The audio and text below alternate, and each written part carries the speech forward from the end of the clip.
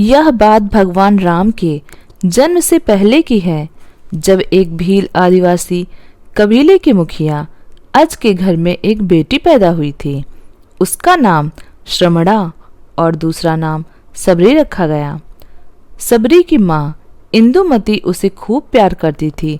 बचपन से ही सबरी पशु पक्षियों की भाषा समझकर उनसे बातें करती थी और सबरी की माँ उसे देखती तो कुछ समझ नहीं पाती। कुछ समय बाद एक पंडित ने सबरी के परिवार को बताया कि वो आगे चलकर सन्यासी बन सकती है। इस बात का पता चलते ही सबरी के पिता ने उसका रिश्ता तय कर दिया।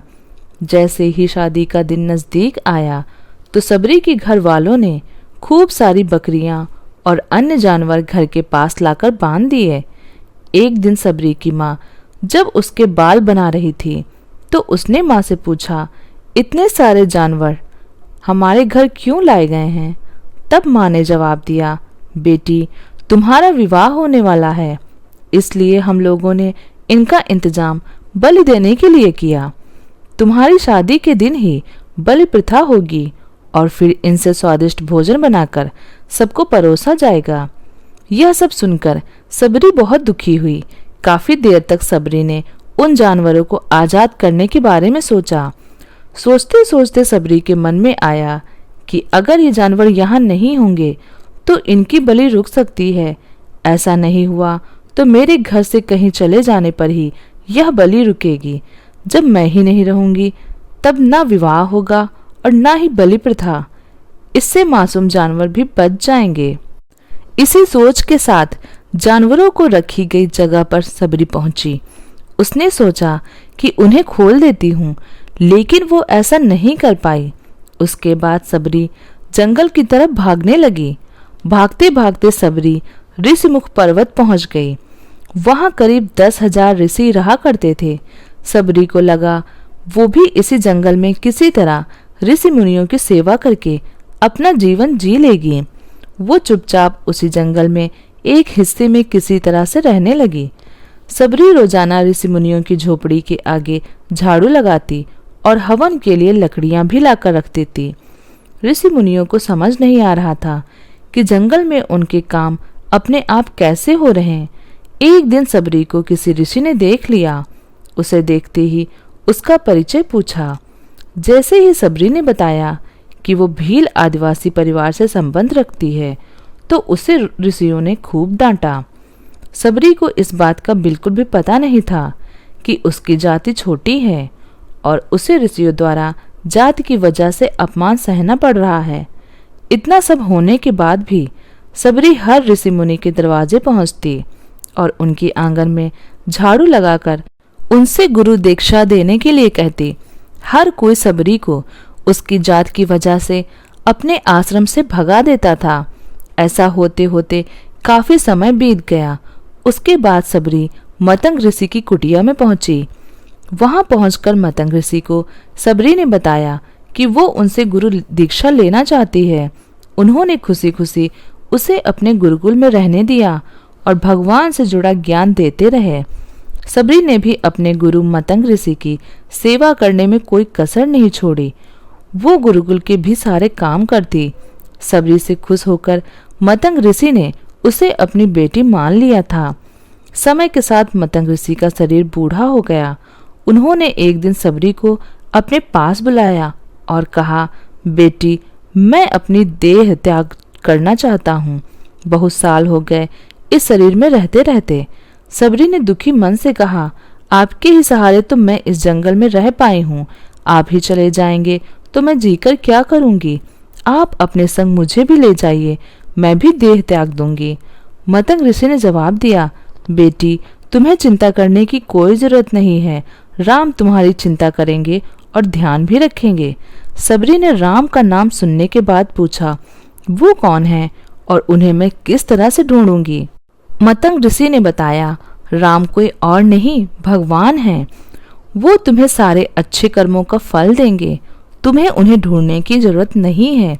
वो एक दिन खुद तुम्हें खोजते हुए इस कुटिया में आएंगे और तुम्हें उनके हाथों से ही मोक्ष मिलेगा। तब तक तुम इसी आश्रम में रहो। इतना कहते ही मतंग ऋषि ने अपना शरीर त्याग दिया। सबरी के मन में मतंग ऋषि के जाने के बाद से एक ही बात थी कि भगवान राम स्वयं उससे मिलने आएंगे। वो रोज भगवान राम से मिलने के लिए बाग से अच्छे अच्छे फूल लाकर पूरा आश्रम सजाती और भगवान के लिए बेर तोड़कर लाती। भगवान के लिए बेर चुनते हुए सबरी उन्हें चख लेती थी ताकि भगवान को वो सिर्फ मीठे बेर ही दे। रोजाना सबरी इसी तरह भगवान के दर्शन की आस में फूल और बेर इकट्ठा करती रही। इसी तरह इंतजार में कई साल बीत गए। सबरी का शरीर एकदम वृद्ध हो गया। एक दिन आश्रम के पास के ही तालाब में सबरी पानी लेने के लिए गई। तभी पास के ही ऋषि ने उसे अछूत कहते हुए वहां से भागने के लिए कहा और एक पत्थर मार दिया। वो पत्थर जब सबरी को लगा तो उसे चोट लगी और खून बहने लगा। बहते हुए खून की एक बूंद उसी तालाब के पानी में गिर गई। तभी पूरा तालाब का पानी खून में बदल गया। ये सब होता देखकर ऋषि ने सबरी को ही डांटा और कहा कि पापिन, तुम्हारी वजह से पूरा पानी खराब हो गया है। रोज ऋषि उस पानी को साफ करने के लिए अपनी कई तरह की विद्याओं का इस्तेमाल करते। कई सारे जतन करने के बाद भी कुछ नहीं हुआ। फिर उन्होंने गंगा जैसी कई पवित्र नदियों का जल भी उस तालाब में डाला, फिर भी तालाब का पानी साफ नहीं हो पाया और वो खून जैसा ही रहा। कई सालों तक तालाब के पानी को साफ करने की कोशिश के बाद भी कुछ काम नहीं आया तो ऋषि ने थककर सब कुछ छोड़ दिया। इस घटना की कई सालों के बाद भगवान राम अपनी पत्नी सीता के हरण के बाद उन्हें ढूंढते हुए उसी तालाब के पास पहुंचे। ऋषि मुनियों ने उन्हें पहचान लिया। भगवान को वहां देखकर ऋषियों ने तालाब का पानी साफ करने के लिए भगवान को अपने पैर उसमें डालने के लिए कहा, लेकिन पानी जैसे का तैसा ही था। ऋषि मुनियों ने भगवान से भी कई अन्य जतन करवाए, लेकिन वो पानी जस का तस खून जैसा ही रहा। तब भगवान राम ने ऋषियों से पानी के रक्त में बदलने की कहानी पूछी। तब ऋषि ने सबरी को पत्थर मारने वाली सारी बात बता दी। उसके बाद ऋषियों ने कहा कि वो महिला ही अपवित्र है, छोटी जात की है, इसलिए ये सब हुआ है। उसी वक्त भगवान राम ने कहा, ये सब आप लोगों के खराब वचनों से हुआ है। सबरी को इस तरह के शब्द बोलकर आप लोगों ने उसे नहीं बल्कि मेरे दिल को घायल किया है। इसी घायल दिल के रक्त का प्रतीक यह तालाब का लाल पानी है। आगे भगवान राम बोले, कहाँ है वो माई, मैं उनसे मिलना चाहता हूँ। तब तक सबरी उसी तालाब के पास पहुंच जाती है। इस दौरान सबरी के पैर को ठोकर लगती है और कुछ घूल उस तालाब में गिर जाती है। तभी सारा पानी साफ हो जाता है। भगवान सबसे कहते हैं, देखिए आप लोगों ने क्या कुछ नहीं किया, लेकिन पानी साफ नहीं हो पाया। अभी सिर्फ इनके पैर की थोड़ी सी धूल ने ही तालाब का पानी साफ कर दिया। भगवान राम को सबरी पहचान चुकी थी। उन्हें प्रणाम करके सबरी ने कहा, भगवान आप मेरे साथ कुटिया में चलिए। भगवान भी खुशी खुशी सबरी के साथ चल पड़े। फूलों से सबरी ने भगवान राम का स्वागत किया। वो सीधे बेर तोड़ने के लिए भाग गई और चक चक कर उनके लिए बेर लेकर आई। उन्होंने बड़े ही प्रेम से भगवान राम और उनके भाई लक्ष्मण को बेर दिए। भगवान राम ने भी उतने ही प्यार से उन बेर को खाना शुरू किया।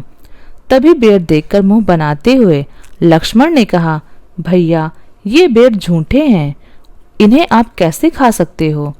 भगवान ने जवाब दिया, लक्ष्मण ये झूठे नहीं बल्कि बहुत मीठे हैं। सबरी माई हम सबके लिए ये बहुत प्यार से तोड़कर लाई है। इतना कहकर भगवान राम प्यार से उन बेर को खाने लगे। भगवान ने जाते हुए सबरी माई से कहा, आप मुझसे जो चाहें वो मांग सकती हैं। सबरी ने उन्हें कहा, मतंग ऋषि के कहने पर मैं आज तक सिर्फ आपके दर्शन करने के लिए जी रही थी। अब आप मुझे मोक्ष प्रदान कीजिए।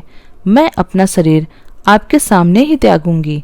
उसी वक्त सबरी ने अपना शरीर त्याग दिया। भगवान राम ने अपने हाथों से उनका अंतिम संस्कार किया और सीता माँ की खोज में आगे बढ़े। इस तरह से ऋषि मतंग की बात सच साबित हुई और सबरी को भगवान राम के दर्शन भी हुए। तभी से भगवान राम को सबरी के राम भी कहा जाने लगा। दोस्तों, अगर आपको जानकारी पसंद आई हो तो हमारी वीडियो को लाइक करें और हमारे चैनल को सब्सक्राइब करें। धन्यवाद। जय श्री राम।